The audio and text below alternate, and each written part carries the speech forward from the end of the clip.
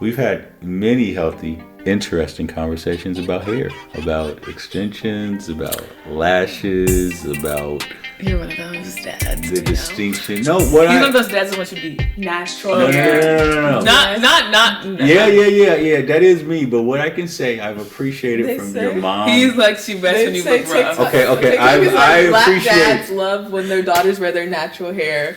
Black dads love their daughters' natural hair. No, but I'm not even talking about hair. Like, dad is just like, if you look like, if our hair was to the side, like if we're playing, like if we're little and our hair like was all over the place, that's when you think we're the prettiest. Like, he does not like. Wow. If I did my makeup, you're gonna be like, oh, you did your makeup. Yeah, it's not like, oh, you look good. It's like, your makeup. Okay. Like he's like the hater dad. Okay, first of all, it's not just you. It's a lot of dads in this category. Yes, you guys will always look beautiful for the most part, for whatever you have on, for the most part. But let's see. The concern is, are you putting long hair in because you feel like that makes you look more beautiful, or are you just using that to diversify? Now, what I can appreciate that your mom and you guys have helped me to respect. I don't fully like it. I don't know if I ever will, but I respect that sometimes y'all just want to change it up just to be playful and have fun and see different looks, right? But I also think, like, I know how much hair, particularly in the black community, is such a really big issue. And Lauryn, you remember this. We were on a retreat. Oh my gosh. You're going to bring it up. Yes, I am going to bring it up because it brings significance. I feel like you just brought this up recently, too. Well, we just started this podcast, so nobody in the podcast not knows. talking about... Okay. So Podcast. They were saying, I asked the question, what do you love about yourself? And you had this big fro, and you said, I love my hair. And this woman who was a mom was like, I'm sorry, I've never heard anybody, because how old were you at the time? Like 15. And she was like, how did you get to a point where you loved your hair? And you start talking about how your mom, how she started wearing more naturals. And I remember the day she cut off her hair. Because she used to come and she used to get relaxer or get, what do they do in Dominican? She would press it. She went permanent, a blowout. Yeah, but she had a perm and then to make her hair straight. Y'all was into y'all's Hannah Montana. She did have a perm. And y'all was looking at this white woman with blonde hairs, right? And they still love her. And it wasn't white women. No shade to Hannah. Do your thing, girl. It wasn't just white women with blonde hair, because I mean, like, yes, we loved Hannah, and we at the time we did love her hair, but for me it was like everywhere, like on Disney or Nickelodeon, even the black girls had straight hair too. So that's I just wanted straight hair. So when she came and chopped off all her hair, and it was probably maybe shorter than what my hair is now, it was. And y'all were like, no, why did you do that? And y'all were devastated. But I would say if she had never done that, you wouldn't be rocking the naturals that you do rock today and feel confident and feel beautiful in that, because that is so important within, like other cultures will never know what black girls go through when it comes to hair. I remember walking home, or not walk. I didn't walk home from school because we went to TPA and walking home from TPA. Okay, but I remember coming home from school, and when I went to the bathroom to find Mom, and it was just her in the bathroom, and her hair just all over the floor, and it was just in complete shock. I don't remember that, because she picked us up from school that day, and I remember just seeing her at the car with that hair like that. No, I feel like I have a memory in my head of her in the bathroom with all her hair on the floor, and she's standing in the bathroom. But were you in school at that time? Because she picked us up from school in the car, and her hair was cut off. That's what I remember. Maybe I wasn't in school. I could have been 4. And going back to the defining, I was okay with it because I saw her cut her hair the first time we were in college. But the first time she cut her hair in college, after you broke had her heart, a poor reaction, didn't you? I didn't like it. But didn't she break her heart, and that's why she cut off her hair? Yes. Yeah. Like every woman. But I realized I was programmed to like the light-skinned woman with jet black hair that goes down to your back. I don't like black hair on me. That's why I'm making that which face. Which is not even actually real. When I had black hair, I looked terrible. I said my black hair so bad. I don't mean literally. It could have been blacker. The main thing is, I was programmed to like a woman with European-looking hair. That's what I was programmed to like. Okay. That's. And I had to be deprogrammed. I think I'm still programmed. Programmed? Yeah. To what? Like, I think you'll always be programmed to want longer hair. It doesn't matter if it's natural or curly. Like, everybody wants their hair to grow. Like, I think that's the way it is. Yeah, I want my hair to grow. I'm still trying to find peace in liking my short hair. I do like my short, like my fro. Your short hair?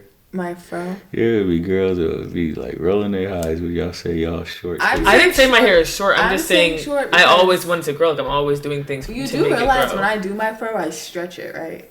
Like, that's not my... You do realize a lot of people couldn't even get the fro you have. Because I stretch it. But listen, with my natural fro, excuse me, sir, it barely comes to my ears. Or it goes to my ears in the front, but like the back barely touches the back of my neck. Would you put extensions in your fro? What do you mean you stretch it? I mean, I stretch it out. And, like, you hold it and the only reason why it hair. still looks curly is because the illusion is you don't stretch the ends, but you straighten out. Roots. So that way, because it's so big, it looks like everything's curly, but it's mainly just stretched out. Mm-hmm. I've learned to like my hair because, like, this is my hair. Like, the pattern's not going to change. But I've done, like, 3 big chops now. All... Naturally, my hair hasn't passed my shoulders. Maybe it did when I was younger and Mom was fixing it, but I kind of broke off on my hair. Well, what I hope what it is that as you get older and you get involved with, like, that relationship, whoever he is, that, like, there are some things. Hold on, let me say this thought. There are some things. Like, I'll do a goatee from time to time because your mom likes a goatee. I think she prefers that over a beard. I'm just kind of in, like, a beard mood recently, so I've just been rocking the beard. It's not about you. And she's been okay with that. She's given me grace to rock the beard. She just wants me to wear that butter to make it smoother.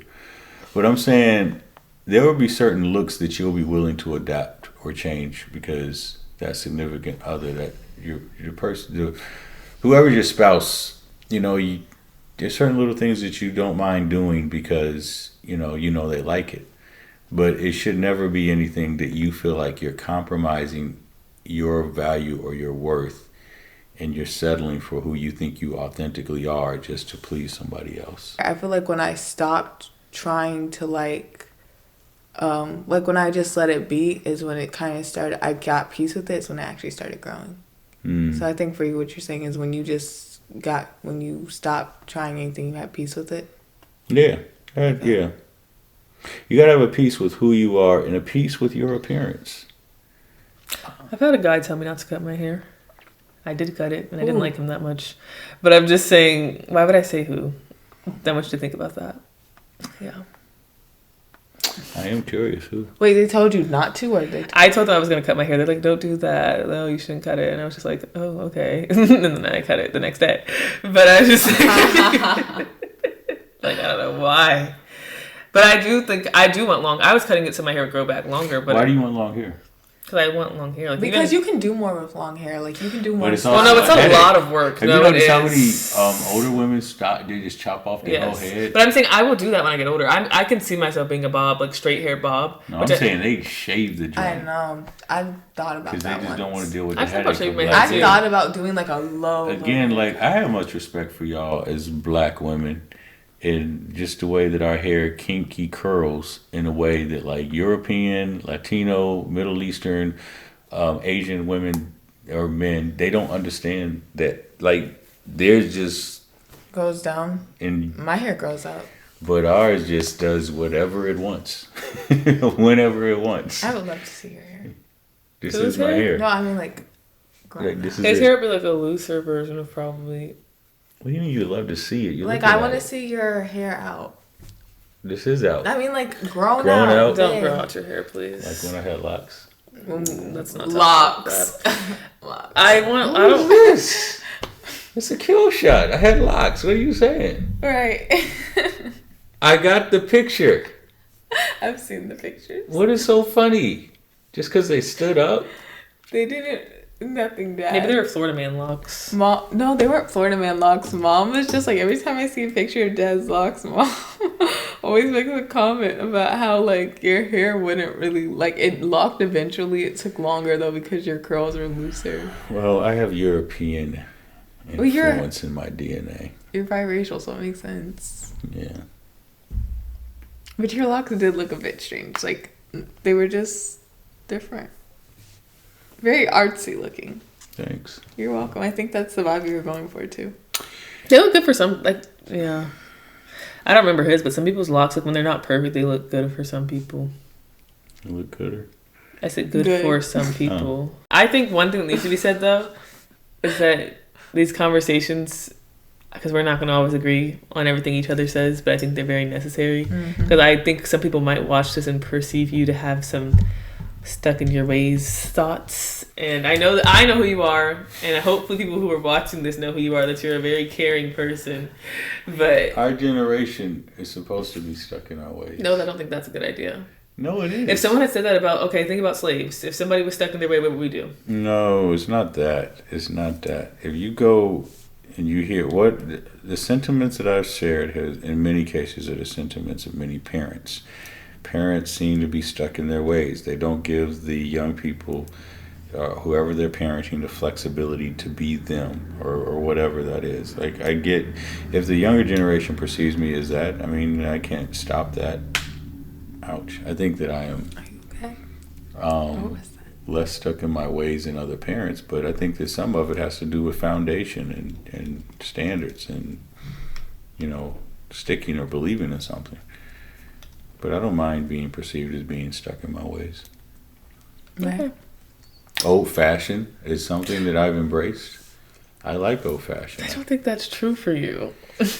I think you want to be. But that goes back to my balance. So confusing. Every other day it's I'm young. Cool and corny okay. dad. In my opinion, millennials are. It's just that I think they're also, this is important to show that we can have, me and you have conversations like this all the time where it's like we don't agree 100%, but neither of us is mad at the other person. Like, I'm not about to walk away and think that you're the worst person in the world because you don't like leggings or because you think that women are thirsty when they wear their boobs out. I like leggings. See, that's the problem. Men. I mean, I like leggings on your mom. I better say, yeah. I definitely get a little like creepy. Leggings. I just don't. There's some people that wear leggings, and I'm like, I feel like you violated my eye space. But you shouldn't be looking, maybe. It's not looking. You can't miss it. But miss it then. Right. Close your eyes. You gotta walk around. Trust blind. the Holy Spirit, because I don't know why. I will admit I've seen some things that I shouldn't have seen. Those leggings? I've seen some things I shouldn't have seen. But that's body positivity. I've seen that on both men and women. What the frick is that? Body positivity. See, this is when we get old fashioned stuck in your ways. But it's also like I know there's a lot of people that agree with how you're thinking. Some body's not positive. Okay, Dad. No, I mean we gotta look. No. When I was 210 pounds, at 5'10", it wasn't positive. Dad, please. I'm asking you to refrain from expressing your innermost thoughts and let your editing remove that last line. Because there are a lot of people that are 5'10", 210 pounds, and you weren't that big at 5'10", 210 pounds. That's actually quite normal. And honestly, somebody would say that the size you are now is itty bitty. You're a little man, okay? You're a tiny little thing. Bella Hadid. You're a teeny man. I am in great shape. No, seriously. But I'm saying, me personally, I wouldn't want a man that's like skinnier than me. Let me say this. Let him say this. Then say it. Right. I get that we don't want to. I get the bullying side of making fun of people that are overweight. This has to all be edited out. I get that. No. But your physical appearance a lot of times is a reflection of what's going on inside.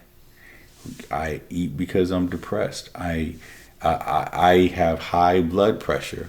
I have diabetes. I have this. It's all a reflection of that. And if you just look at this country, we have a very lazy country where people are just, they don't care about their physical, not appearance, they don't care about their physical condition until it's too late. And then they got to do something about it, but it's too late. So I'm saying, yeah, we see it, and so we cover it up and we say these other things to just affirm, be whoever you are, whatever you want to be. Yeah, but now if you shorten your lifespan, and you could have lived and seen your great grandkids graduate, but you shorten your lifespan because of your eating habits, and now you're going to only live till 40. Well, I already told you and Mom are going to be at my 60th birthday. I don't think you're going to see people see their great-great-grandkids graduate, but I agree with you. And we know that I agree with you because in this family, I feel like I'm the person who has... You have motivated us to work out. Yes. Absolutely. Get the glory, girl. And I watched you guys. You did, and you do your 3-hour sprints. I wasn't talking about that. This is before 3-hour sprints. When I watched you guys during COVID. So it may seem like I'm being negative and stuck in my ways, but at some point you got to respect a line or a boundary or a standard that, like, this whole be free to be you. You can be free to be you and die early. And that's like the sad. He's giving that one lady on TikTok. Truth. No, he's not, because when she does it, she's funny, and he's just saying stuff. But he wants to give that. No, I'm not trying to get. I don't know who that. You know what, Dad? After this, we have to show you her, because I think you'd actually. He would love her. You're gonna love her. Like, I don't mean to hurt anybody's feelings, but if I hurt somebody's feelings, but in the back of their mind, it provokes them to be like, I need to do a better job with my activity. Like, all right, I'll give you a case in point. But I don't think that's what's going to happen. I think they're just going to block you, and then... if that's the case, then that's not my audience. That's not who I'm supposed to talk to. I'll give you a case in point yesterday. Give us a case in point. Yesterday, I was at a place. We were supposed to be wrapping this up, but yes. I was at a place. Y'all know the place where I was. I'm not going to share it publicly. And me and a particular person was talking about fitness, and I was talking about my journey of how I've lost about 30 or 40 pounds. And that particular person's spouse was in the room, and that particular person's dad was in the room. And the dad's in shape. The spouse knows that the spouse should be in better shape. And the spouse was quiet. And I'm going to follow up with the person just to see how the person responded to everything I said. And there's a part of me was like, well, maybe I should just tone it down and not say much about my journey because I don't want to make that person feel uncomfortable. But the other part of me was like, well, you know what? I'm not going to hold back. It's a big celebration. I'm happy. I never thought I'd get to this level of like this weight loss and feeling like I'm in the shape that I'm in. Plus, if I say something, it might just convict this person to say, I need to do a better job, so that I can be in a better place, more healthy place, so that I can live longer and make the most of my life. So with that, I know that some people will be uncomfortable, and I hate that. I don't want anybody to be uncomfortable for anything, but if uncomfortability leads to you feeling convicted to change so that you can have a better quality of life, then so be it. I agree. I think people are like mad at people for wanting to be skinny. I don't think you should be treating like they'll like be mad at like kind of like saying it's like you shouldn't dial back just because somebody else isn't. I mean, I wouldn't exactly say the word skinny. I would say more so just people being in shape. Because at the end of the day, everybody but there's a whole bunch of people. But there's people that literally just want to be skinny and they're like shamed for that too. Yeah. So I think it goes both ways. Where it's like you shouldn't dial back for anybody, but if your health is at risk, then you should do what you need to do to be healthy. So there's the healthy balance. We circle back from the beginning of the conversation. Everybody should be content with the body that God gave them, but everybody should be a steward of the body that God gave them. A steward. And do what they're supposed to do to be in the best shape possible. And when you're doing what you're supposed to do to be in the best shape possible, it's going to reflect on your outward appearance. That's how you should close this. Right? Just like that. Unless you have something else to say.